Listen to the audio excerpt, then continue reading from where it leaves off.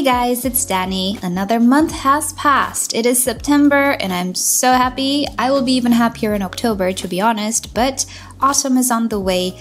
Temperatures are going down and most importantly, it is time to look back at some of the orchids that I really enjoyed in the month of August. It's not everything that was in bloom. This is not orchids in bloom. It's just stuff that I kind of want to show you. The more interesting stuff, let's say. And of course, you are all invited to tell me in a comment which one you liked more, which one you're most likely to acquire in the future. I know I promised you I will do something with these votes, quote unquote. I'm not ready yet, but hopefully next month I will be. Anyway, with that said, before we start, don't forget to give this video a like if you end up enjoying it, and why not subscribe? I post multiple times a week, but if you're feeling extra, do consider further supporting the channel by becoming a member, using the affiliate links down below, checking out the merch, or using the super thanks option below my videos. Alrighty, with that said, let us start, shall we? So first off, let's start with this beautiful Phalaenopsis. This is a first-time bloomer. It is the Phalaenopsis Lyndon Mix Zebra. And as you can guess, I purchased it for the wonderful pattern and coloration. But I am so pleased to tell you guys that this is also a very fragrant orchid. She is a summer bloomer. Don't really check on her parents, but I think I detect definitely some violacea. The fragrance is sweet, but it has a fruity undertone. It is quite powerful, I would say. It is completely perfuming my Millsbow shelf, and I was not expecting that. The flowers are absolutely lovely. I like that really nice fuzzy lip. Other than that, looks just like a normal summer blooming Phalaenopsis type. Definitely a Polychilus type of hybrid. You will have a tutorial on how to care for Polychilus down below, but yeah, definitely I absolutely recommend this orchid. It looks beautiful and it smells so nice. I don't think you're gonna dislike the fragrance. Next up, we have another first-time bloomer. This is Vanda. Is it Rhynchostylis? Yes, it's a Rhynchostylis retusa. And I have this one for a couple of years. It was a young orchid. It's still a young orchid, but definitely it is capable of blooming. And this is the first flower spike. And it's glorious. The party trick of this orchid is that it creates very long but very bushy, let's say, flower spikes. The flowers are very tiny, they're kind of pink and white, and mature individuals can put on an amazing bloom show. I do not expect that bloom show from this one. She's very young, but I really enjoy the first blooming she is showing me. Now, she also has a fragrance. I'm not a fan. People describe the fragrance as a little bit lemony. Yes, I think it's a little sour, but I also think it's a little dusty. It's very hard to explain. I'm not a fan of the fragrance, to be fully honest, but I am a fan of the display. And as I was saying, as the orchid ages, it will only become better.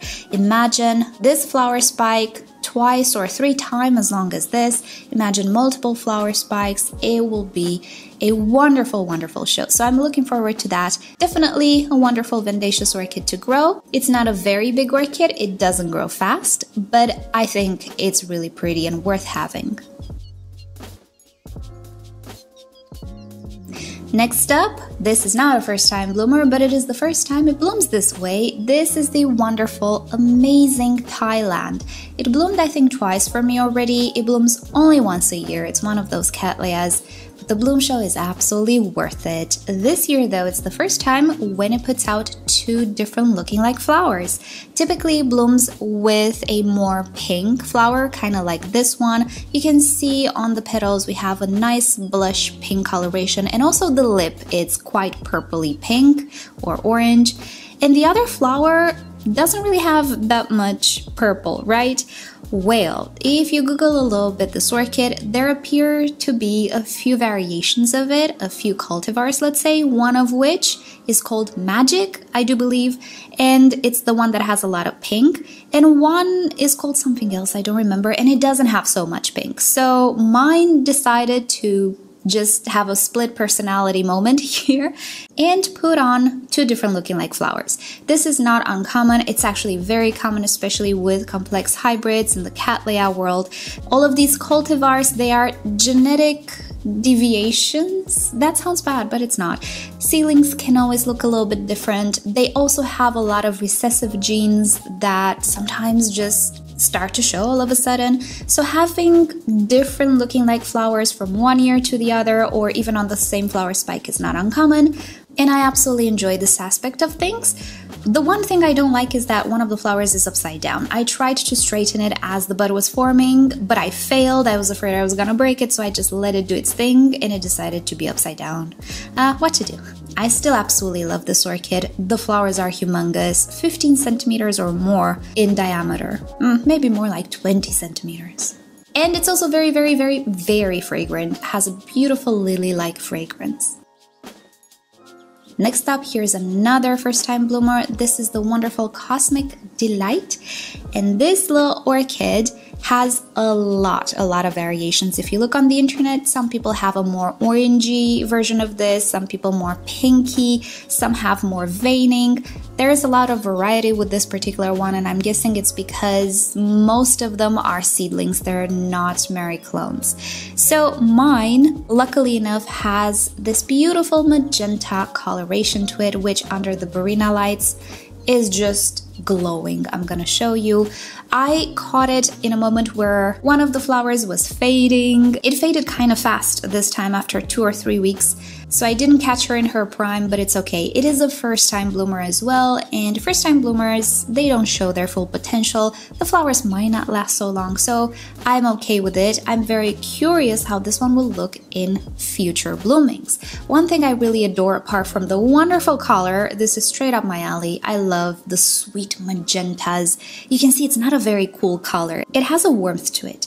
But apart from that, another thing that I really like are those tiny freckles on the sepals. Do you see them? There are tiny little dots, which I believe are wonderful. So I'm really enjoying even this first time blooming from this orchid, but I'm hoping to get better shows in the future. Easy to care for Cattleya. I'm growing it strictly under the Barinas, no natural light pretty much. It is a smaller type of orchid, small flower, small orchid, and I think it would do great in any home conditions and even under artificial light.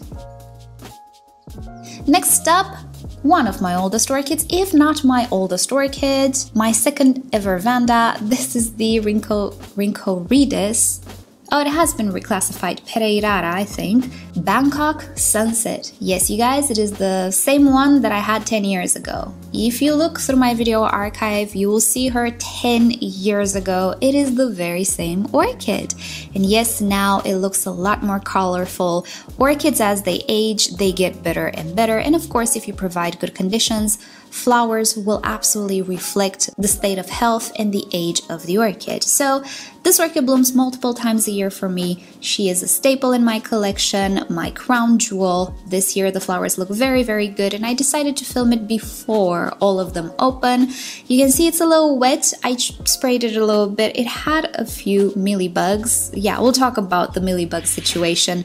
I don't have an issue, but I have a few mealybugs. So I sprayed her with a little alcohol, and then I rinsed the alcohol. That's why she's wet. But this is an orchid that everybody should have. It's a tinier type of Vanda, blooms multiple times a year, doesn't require as much light as other Vandas, stays pretty compact, absolutely wonderful orchid. It's also slightly fragrant, has a wonderful floral-like fragrance.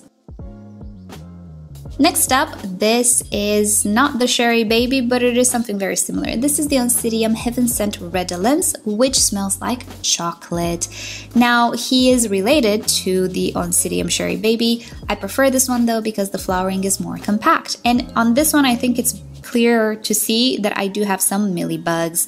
I'll make a whole video updating you guys on the treatments for thrips. I'm pretty much good with thrips, but one thing the insecticide did not take care of is the mealybugs, and because there are some ants in my greenhouse, which I'm currently fighting, yeah, the mealybugs had a wonderful life on some of my orchids. No matter though, it's easy to get rid of mealybugs. I have it in my pest video as well. You just spray them with some isopropyl alcohol and they're pretty much done. But I had a pretty bad summer. I took it easy pretty much with physical activity and so on, so I didn't take care of the mealybugs properly. They kind of affected the flowers, but not so much. I mean, they still flowers. Mealybugs are nothing, to be fully honest, but yeah. More on this Oncidium, right? It smells like chocolate. absolutely fantastic orchid. If you do well with Oncidiums, you should do well with this one because it is a very vigorous hybrid. Not a new orchid, it's a pretty old orchid in my collection actually, and it blooms about once or twice a year. Next up, behold the Brassavola cucullata. She is in bloom again. She has a few new growths that produced a few buds, and this one has a very nice habit of being a sequential bloomer from the same flower spike. She can put out a few flowers, one after the other, separated by a few weeks in between. So I typically get flowers from this orchid multiple times a year in different seasons because I do have quite a warm environment, so it's pretty much warm most of the times. And when I was growing this one in Romania, I did notice that it didn't really bloom all that well or grow all that well in winter. Here where I am now, it's totally different. It blooms or grows, or it just has activity pretty much at all times because it's warm. It takes typical Cattleya care. It's very, very fragrant in the nighttime. It has a wonderful pendant type of growth. As you can see, the leaves are slender and pendant, and I recently kind of tidied it up a little bit and it looks fantastic. Above it, another Brassavola hybrid is blooming yet again, but we'll see that one next month because it's not fully open just yet. So yeah, Brassavola cucullata, my favorite Brassavola. Next up, a little bit of a disappointment. The last two that I'm gonna show you are a little bit but you know, it's worth talking about them. So this is my Princess Jacky. Do we notice something about it? Yeah, the flowers are a little bit wonky. This is not the first time it does it. It did it a few years ago as well, and if I'm not mistaken, in a warm season as well. This one blooms at any time for me, even in winter. I think I noticed that winter blooms are far superior than summer blooms, and I'm thinking it has something to do with the quantity of water that I can provide. And as I was saying, I had a pretty horrible summer, to be fully honest. I wasn't capable of doing too much physical activity, so yeah, some of my orchids wanted a little bit more water. Story of my life, isn't it? So I'm guessing that had something to do with it. But it's still very fragrant. It smells wonderful. It's one of my favorite orchids, and you might say, why? It looks horrible. This one can look much better. It's white, pretty plain, but it smells delightful. Absolutely wonderful. Citrusy, sweet, creamy, but not very sweet, a little sour as well. I don't know, it's very yummy. Too bad this year, or actually this blooming, is not up to par, but next time I think she's gonna be much better. And the last one that I'm gonna show you, this I made a video of.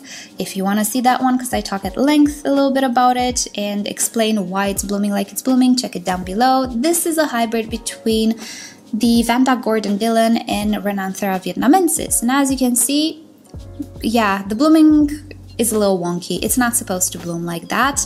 It's supposed to create a flower spike like a Vanda would. But mine has an issue. As you can see, it has two flowers that are sprouting very close to the top of the orchid, which is very concerning, but they also don't look like they're supposed to look like. They don't have a flower spike. It's wrong. Now, a lot of people took offense to the fact that I consider this wrong, and I'll tell you why it's wrong, just so we clear the air. It's not that I don't like it necessarily. It's interesting. Would I like a better flower spike? Yes, I would.